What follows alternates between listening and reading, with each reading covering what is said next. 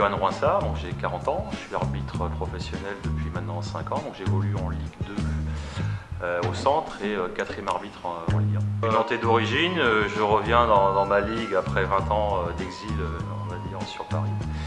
Je suis revenu donc depuis l'année dernière et donc voilà, je commence à me rapprocher de ma ligue et m'investir un peu au niveau de la formation sur notamment les modules arbitrage pour les éducateurs. Donc on m'a demandé de venir donc, justement pour encadrer avec Greg ce module-là pour les éducateurs, pour les ouvrir un peu sur notre univers. Alors c'est pas une formation purement en théorie des lois du jeu, parce que bon, je pense que pour eux ça a moins d'intérêt. Donc là c'est par rapport à des quiz, des questionnaires ludiques, des jeux sur le terrain comme on a pu faire ce matin. Et puis surtout le but du jeu c'est qu'il y ait un échange entre eux et nous, quoi. Bonjour, Johan Croiser, entraîneur du club de Saint-Michel-Triez, Sud-Vendée, club de district.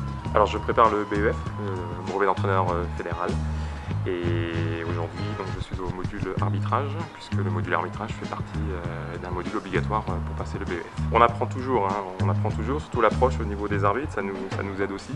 Ça nous aide à recadrer aussi nos joueurs dans l'approche des arbitres. Et puis ils ont une sensibilité, une approche des fautes qui nous permet aussi après de relativiser sur le terrain.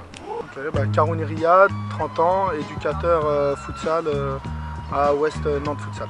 Donc Riyad, tu es ici sur le module arbitrage. Pourquoi tu t'es inscrit à ce module?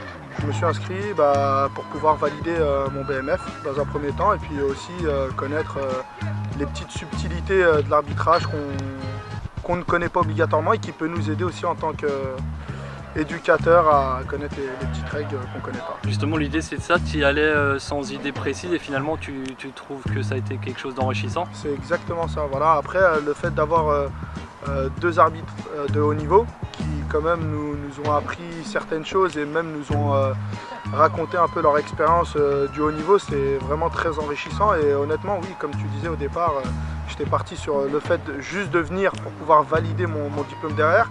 Et voilà, on entame notre deuxième journée et vraiment très enrichissant et je ne regrette pas le fait d'être venu.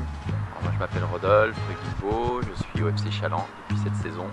Je suis référent de la catégorie 17, j'encadre l'équipe 17DH le week-end. Jusqu'ici j'ai passé le CFF1, CFF2, CFF3.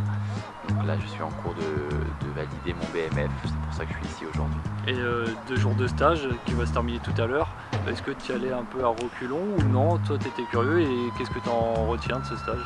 J'arrivais sans aucun a priori et je suis vraiment satisfait et très agréablement surpris par la bonne ambiance qui règne et puis la manière ludique dont on nous fait accéder à plein de connaissances avec en plus des personnes comme Johan et puis on avait hier aussi Sébastien Denis qui sont des personnes d'expérience et qui sont super accessibles, donc c'était génial. Personnellement, tu sentais qu'il y avait des choses sur le monde de l'arbitrage que tu maîtrisais pas totalement ou...